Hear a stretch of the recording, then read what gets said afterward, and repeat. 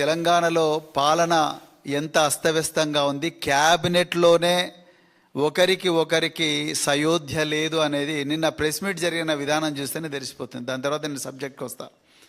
మరి ముఖ్యమంత్రి డైరెక్ట్గా లండన్ నుంచి వచ్చి తెలంగాణ ప్రజల ఆత్మగౌరవం దెబ్బతిన్నదన్న విషయం మీదనే మరి ప్రెస్ మీట్ పెడితే, మరి ముఖ్యమంత్రిలో ఉండే క్యాబినెట్ కొలీగ్సే ముఖ్యమంత్రి పత్రికా సమావేశం అంటే మీడియా సమావేశం గురించి ఏమాత్రం సమాచారం లేకుండా ఉంటున్నారా?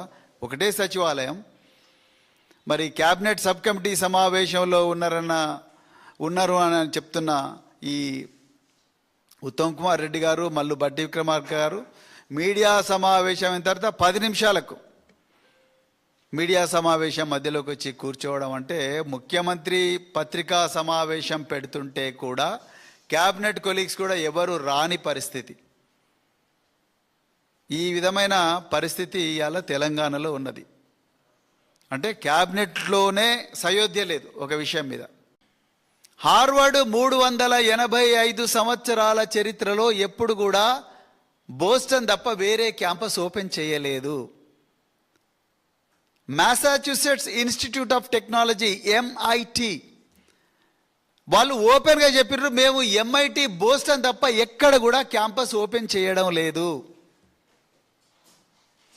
మూడవది కేంబ్రిడ్జ్ యూనివర్సిటీ కూడా మేము లండన్లో తప్ప ఎక్కడ కూడా క్యాంపస్ ఓపెన్ చేయడం లేదు. దాదాపుగా 900 సంవత్సరాల చరిత్ర ఉన్న ప్రపంచంలోనే అత్యంత పురాతనమైన ఆక్స్ఫర్డ్ యూనివర్సిటీ, ఆ ఆక్స్ఫర్డ్ యూనివర్సిటీ కూడా వాళ్ళు ప్రపంచంలో ఆక్స్ఫర్డ్ అనే ప్లేస్లో అంటే ఆ యూనివర్సిటీ ఉండే ప్లేస్ తప్ప వేరే చోట ఎక్కడ కూడా మేము యూనివర్సిటీ ఓపెన్ చేయడం లేదు అని వాళ్ళు చాలా క్లియర్గా చెప్పారు. మీరు ఐవీ లీగ్స్ అంటున్నారు, అంటే Harvard, Princeton, Yale, Dartmouth, Brown, Columbia, Cornell, ఈ కాలేజెస్ ఏవి కూడా ఈ యూనివర్సిటీలు వాళ్ళ యూనివర్సిటీ క్యాంపస్ నుంచి బయటికి రావు. రేవంత్ రెడ్డి గారు మీకు మీ ఆఫీసర్లు ఎందుకు చెప్పలేదో నాకు తెలియదు. చాలా ఓల్డ్ యూనివర్సిటీస్ ఈ ప్రపంచంలో 200-300 సంవత్సరాల వయసున్న ఈ యూనివర్సిటీలు వేరే దేశాల్లో ఎక్కడ కూడా క్యాంపస్లు పెట్టరు. మీరు కేవలం వాళ్ళని డైరెక్ట్గా హెలికాప్టర్ మీద నుంచి తీసుకొచ్చి ఫ్యూచర్ సిటీలో ల్యాండ్ చేయాలని చూస్తూ ఉన్నారు. ఇంపాసిబుల్. మీరు నిన్న ప్రెస్ మీట్ పెట్టి ఏం చెప్పారు? కేటీఆర్ గారు, హరీష్ రావు గారు వాళ్లకు లండన్ పోవడానికి బీజేపీ ప్రభుత్వం ఇచ్చింది, మాకు మాత్రం ఇవ్వలేదు అంటున్నారు. అయ్యా రేవంత్ రెడ్డి గారు, మళ్ళీ నేను అంటున్నాను, మిమ్మల్ని ఎవరు గైడ్ చేస్తున్నారో నాకు అర్థం కావడం లేదు. మిమ్మల్ని గైడ్ చేస్తున్న అధికారులు ఎవరో వాళ్ళన్నా సరిగా చదువుకుంటున్నారో లేదో నాకు తెలవడం లేదు. కేటీఆర్ గారు, హరీష్ రావు గారు వాళ్ళు ఇప్పుడు మినిస్టర్లు కాదు, వాళ్ళు ప్రైవేట్ కెపాసిటీలో పోయినరు. కేటీఆర్ గారు చీఫ్ మినిస్టర్ కాదు. ఆయన నిజంగా చీఫ్ మినిస్టర్ అయితే మీలాగా ఇట్లా ఏమంటారు ఇంత హాఫజార్డ్గా ఉండదు, చాలా ఆర్గనైజ్డ్గా చేస్తారు. ఆయన గతంలో ఇండస్ట్రీస్ మినిస్టర్గా ఉన్నప్పుడు కానీ, లేకపోతే ఐటీ మినిస్టర్గా ఉన్నప్పుడు కానీ, మున్సిపల్ అండ్ అర్బన్ డెవలప్మెంట్ మినిస్టర్గా ఉన్నప్పుడు కానీ కేటీఆర్ గారు ఏ ఫారిన్ టూర్ పోయినా దానికి ఒక 3 నెలల ముందర నుంచే విపరీతమైన హోంవర్క్ ఉండేది.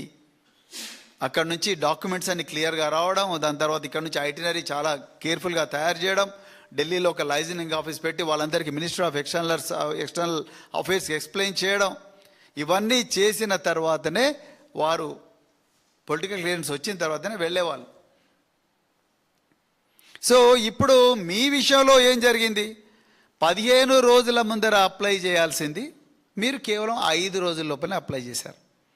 అప్లై చేసిన తర్వాత మీకు యూకే విజిట్కు పర్మిషన్ దొరికింది, కానీ మీకు అమెరికన్ విజిట్కు పర్మిషన్ దొరకలేదు. అది కూడా ఎప్పుడు? మీరు లండన్లో ఉన్నప్పుడు ఈ విషయం భారత ప్రభుత్వం మీకు చెప్పింది. ఇవాళ నా ప్రశ్న ఏంటంటే, మీరు అసలు ఏం అప్లై చేశారు? మీరు నిన్న డాక్యుమెంట్స్ మీడియాకు రిలీజ్ చేస్తారని మేము అందరం అనుకున్నాం. ఎందుకంటే భారత ప్రభుత్వం మీ మీద ఘోరమైన అభాండం వేసింది. ఏమని? మీరు ముఖ్యమంత్రి హోదాలో చేయకూడని కార్యక్రమాలు అమెరికాలో చేస్తారన్న నెపంతోనే, అనుమానంతోనే మేము మీకు పొలిటికల్ క్లియరెన్స్ ఇవ్వడం బంద్ చేశాము అని చెప్పి వాళ్ళు చెప్పారు. పొలిటికల్ క్లియరెన్స్ అంటే అది రాజకీయాల క్లియరెన్స్ కాదు, ఇది విదేశాంగ విధానానికి విభేదం కానీ లేకపోతే ఏమన్నా ఇబ్బంది అయ్యే క్లియరెన్సే దాన్ని పొలిటికల్ క్లియరెన్స్ అంటారు. మీరు దాంట్లో అనవసరంగా మీరు ప్రజలందరికీ కూడా మళ్ళీ తప్పుదో పట్టించే ప్రయత్నం చేశారు. నేను కాంగ్రెస్ అయినందుకే వాళ్ళు బీజేపీ అయినందుకే చేశారు. సో ఇక్కడ మీరు అసలు ఐటినరీ ఏమేమి అప్లోడ్ చేశారు, మీరు ఎవరెవరిని కలుస్తామని మీరు మీ న్యూయార్క్ బోస్టన్ ట్రిప్లో మీరు దాని గురించి రాశారు. అవి మీరు నిన్న మీడియాకు రిలీజ్ చేస్తామనుకున్నారు. కానీ మీరు దాని గురించి ఆ ఇన్అప్రాప్రియేట్ అనే ఆ పదం మీద మీరు మాట్లాడతారనుకున్నాం. మీరు ఆ ఇన్అప్రాప్రియేట్ అనే పదం మీద అసలు మాట్లాడలేదు. మీ ఐటినరీ మీరు ఏమేమి అప్లోడ్ చేశారో మాట్లాడలేదు. మీరు ఊరికనే హార్వర్డ్, ఎంఐటి, లేకపోతే నార్త్ ఈస్టర్న్ యూనివర్సిటీ, దాని తర్వాత Virginia institute of technology, ivy leagues వాటి గురించి మీరు చెప్పారు. కానీ మీరు దాంట్లో కొంత ఇంకా డీప్గా మీరు పోయారు. ఏమన్నారు? మేము కొంత కీ స్టేక్ హోల్డర్స్, స్ట్రాటజిక్ పార్ట్నర్స్ని కలుస్తామంటున్నారు. ఆ కీ స్టేక్ హోల్డర్స్ పేర్లు ఏమైనా మెన్షన్ చేశారా? మీరు ఇవాళ మీడియాలో చాలా రోజుల నుంచి వస్తుంది, మీరు జోహ్రాన్ మమ్దాన్ని కలుస్తారనో లేకపోతే జేడీ వాన్స్ని కలుస్తారనో ఇంకెవరినో కలుస్తారని మీరు అవన్నీ మెన్షన్ చేశారా? ఆర్ చేయలేదా? మీరు లండన్లో మాయా ట్యూడోర్ అని చెప్పి ఒక ప్రొఫెసర్ను కలిశారు ఆక్స్ఫర్డ్ యూనివర్సిటీలో. ఆమెను కలుస్తున్నాను అని చెప్పి మీరు మీ ఐటినరీలో మెన్షన్ చేశారా? నేను లేకపోతే విజయ్ కుమారో ఇంకెవరో పోయి మేము కలవచ్చు. మేము అధికారిక హోదాలో లేము. But you are a chief minister. You have minority affairs minister, Mr. Rajaruddin, with you. And your entire tour is being funded by public money. అలాంటప్పుడు మీరు ప్రతి రికార్డు కూడా భారత ప్రభుత్వానికి ఇవ్వాలి. ఇలా కాంగ్రెస్ వాళ్ళు బీజేపీ వాళ్ళు ఏం డ్రామా ఆడుతున్నారంటే, బీజేపీ వాళ్ళు ఏమో ఇన్అప్రాప్రియేట్ రీజన్స్ అనే చెప్తున్నారు. అంతే తప్ప ఇన్అప్రాప్రియేట్ అంటే ఏంటి దాని గురించి బీజేపీ వాళ్ళు మాట్లాడరు. ఈయననేమో ఏమేమి ఐటినరీ అప్లోడ్ చేసిండో ఈయన చెప్పడు. చీఫ్ మినిస్టర్ కార్యాలయం చెప్పదు. ఈ స్ట్రాటజిక్ పార్ట్నర్స్ అంటే ఎవరు, కీ స్టేక్ హోల్డర్స్ అంటే ఎవరు, ఈ యూనివర్సిటీలో ఎవరెవరిని కలుస్తున్నారు, వాళ్ళ నుంచి మీకేమన్నా ఇన్విటేషన్స్ వచ్చినాయా, అంతకన్నా ముందు ఏమైనా సంప్రదింపులు జరిగినాయా అనే వాటి గురించి ఎవరు చెప్పరు. అదేవిధంగా మరి ఇంకొక గమ్మత్తైన విషయం ఏంటంటే, బీజేపీ కూడా కావాలని గేమ్ ఆడుతున్నది. ఏమని? ముఖ్యమంత్రికి పర్మిషన్ లేదు, కానీ 2 అధికారులను మాత్రం మేము పంపిస్తాం. మరి ముఖ్యమంత్రి లేకుండా అధికారులు పోయి ఏం చేస్తారు? వాళ్ళు పోయి ఎవరితో మాట్లాడతారు? అసలు పోవాల్సిన అవసరం ఉందా అనేది రెండవ ప్రశ్న. అది దాని గురించి నేను ఒక నిమిషం తర్వాత మాట్లాడతాను. సో ఇక్కడ బీజేపీ ఏం గేమ్ ఆడుతున్నది? మేము ఇన్అప్రాప్రియేట్ రీజన్స్ అంటే చేయకూడని కార్యక్రమాలు ముఖ్యమంత్రి చేస్తాడన్న అనుమానంతో అమెరికా పర్మిషన్ ముఖ్యమంత్రికి ఇవ్వలేదు అంటున్నారు. అంటే రేవంత్ రెడ్డి గారికి ఇవ్వలేదు. రేవంత్ రెడ్డి గారు ఏం చెప్తున్నారు? ఆ ఇన్అప్రాప్రియేట్ కంటెంట్ ఏందో చెప్పయ్యా బాబు అంటే ఆయన చెప్తలేడు. మీరు అప్లోడ్ చేసిన ఐటరీ మీరు రిలీజ్ చేయరు. ఆ కీ స్టేక్ హోల్డర్స్ ఎవరో చెప్పరు, స్ట్రాటజిక్ పార్ట్నర్స్ ఎవరో చెప్పరు.